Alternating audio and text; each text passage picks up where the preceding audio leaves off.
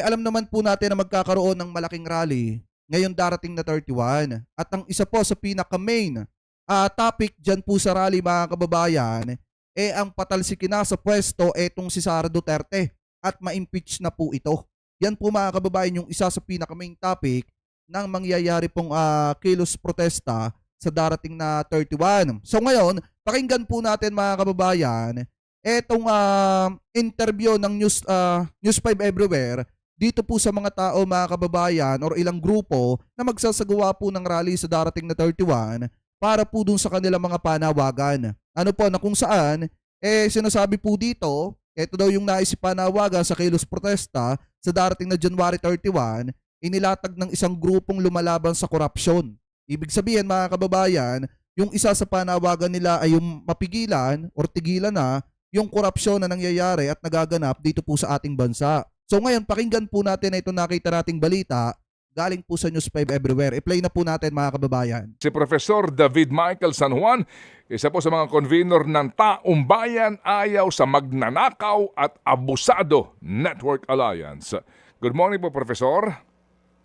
Magandang umaga po, Sir Ted, at sa lahat ng nakikinig sa atin, DJ Chacha, sa lahat ng mga nakikinig at aabot sa ating programa. Okay, so itong si Chacha. Chacha, please. Oo, yes po. Sir, diretso po tayo agad dito.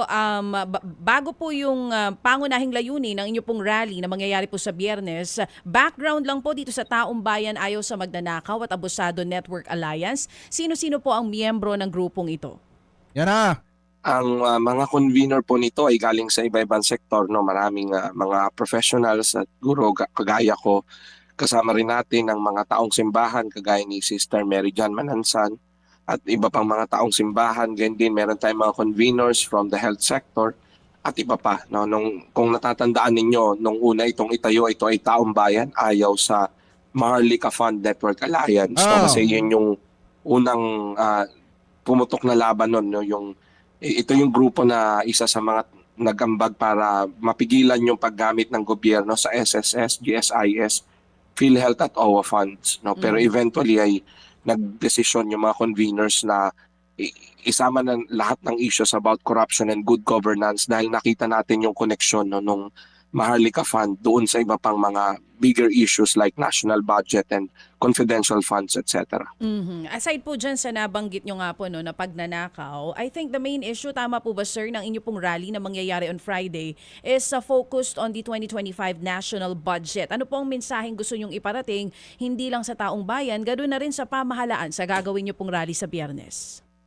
Unang-una ay ramdam na ramdam yung kahirapan ng mga mamamayan, napakababa ng ating sweldo at kita, marami tayong kababayang walang trabaho, sobrang taas ang presyo ng bilihin, at kung tutusin, malaki sana ang maitutulong ng gobyerno para maibsan yung kahirapan kung yung mga budget for social services kagaya ng kalusugan, edukasyon, transportasyon, pabahay ay naibibigay.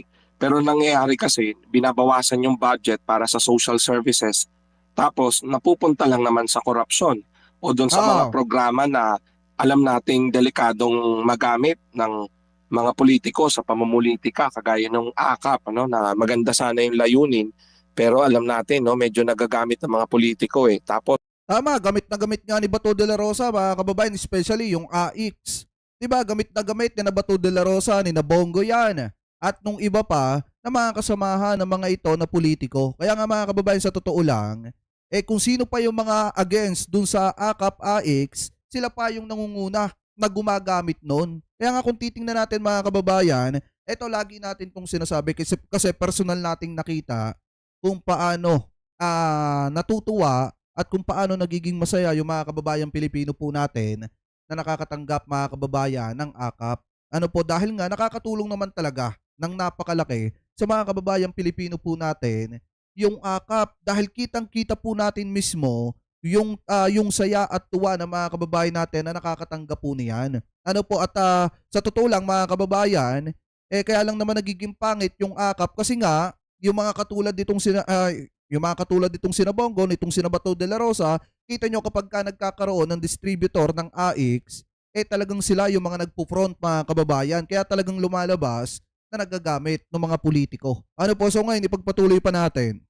yan nga, confidential and intel funds, si VP Sara Duterte, milyon-milyon, ang presidente naman, bilyon-bilyon ang confidential and intelligence funds, so, na hindi malinaw kung saan napupunta. So kaya sa tingin natin ay parang laganap yung culture of impunity o kawalan ng pananagutan, no, public accountability, kasi meron na nga impeachment case, hindi umuusad. So kailangan managot yung mga dapat managot at Tama. para ipakita yung galit natin sa kahirapan, korupsyon at kawalang pananagutan na ito ay hinaanyayahan namin ng mga mamamayan, no, sa January 31, alauna ng hapon sa Liwasang Bonifacio, magkita-kita tayo at magsama-sama. Ang ating mga panawagan isigaw natin doon para makita ng gobyerno na sobra na, tama na ang nangyayari at kailangang umaksyon na sila para managot ang dapat managot. So dito, Professor, no, ang inyo accountability, di ba? Yan din ang inyong panawagan dito, accountability sa usapin ng paggamit sa pera ng bayan. Dito rin sa inyo kasama yung impeachment ni VP Sara? Opo, kasama yan kasi nagtataka tayong lahat, no, na sa Quadcom hearings lumitaw yung ebidensya tungkol sa maling paggastos ng pera ng bayan ng opisina ni VP Sara Duterte. Hindi niya naipaliwanag na maayos yung dapat niya ipaliwanag. Maraming mga pumirma doon sa dokumento nila ay hindi nila masabi kung sino talaga yan. Walang birth certificate. So mukhang Hindi, mayayaman daw. Mayayaman daw, mga kababayan. Yung mga katulad ni Mary Grace Piatos, yung mga Piatos, mga mayayaman daw yan na nasa Davao, sabi ni Senator Bato. Kaya nga kung titingnan natin, mga kababayan, kung talagang mayayaman yung mga Piatos, bakit may isang Mary Grace Piatos na nangangailangan pa ng pera ng OVP? Diba? Nakakapagtaka naman. Mga kababayan, kung talagang tunay yung sinasabi ni Bato de la Rosa, lagi niyang sinasabi, mayayaman daw yung mga Piatos sa Davao City. Bakit kinakailangan pa or kinakailangan pa na kumuha ng pera sa OVP, sa confidential funds ng OVP? Diba? Ipagpatuloy pa natin. ang mga peking tao ang pumirma sa mga dokumento nila at yung pera ay mukhang naibulsa lang ng kung sino. So kaya sa tingin natin, napakahalaga sana nung impeachment para maipakita sa buong mundo na sa atin ay hindi natin kinukonsinti o tinotolerate ang korupsyon. Pero yun ang nakakapagtaka at hamon din natin sa Quadcom. Sa kanila nang galing yung ebidensya, bakit hanggang ngayon ayaw nilang pumirma sa impeachment cases? Kaya dapat ang taong bayan ay kalampagin sila at ang iba pang kongresista na pumirma na sa impeachment case, ipadala na yan agad sa Senado at nang magtuloy-tuloy na yan kasi kailangang ipakita natin na mananagot ang dapat managot at hindi pa pwedeng ang pinaghirapan nating buwis mauuwi lang sa bulsa ng ilang dinastiya, no, na sobrang tagal na ng ganitong sistema pero ang kaibahan lang po siguro mas garapal na ngayon, di ba? Mas garapal So nakakagalit talaga na walang-wala ang ating mga kababayan, sobrang taas ng income tax natin, may value added tax ang gamot, lahat-lahat. Tapos nanakawin lang nila yung pera, no? So talagang nakakagalit itong nangyayari. Kaya dapat managot silang lahat dito. O yan, mga kababayan, napakaliwanag naman ng isa sa magiging panawagan ng magaganap na rally dyan po sa 31. Ano po, sa may Liwasan Bonifacio, ang patalsikin sa pwesto at papanagutin etong si Sara Duterte. Kasi nga, mga kababayan, napakahirap nga naman na kakamalin yung pera ng mamamayan bago pag tinatanong, hindi makapagpaliwanag.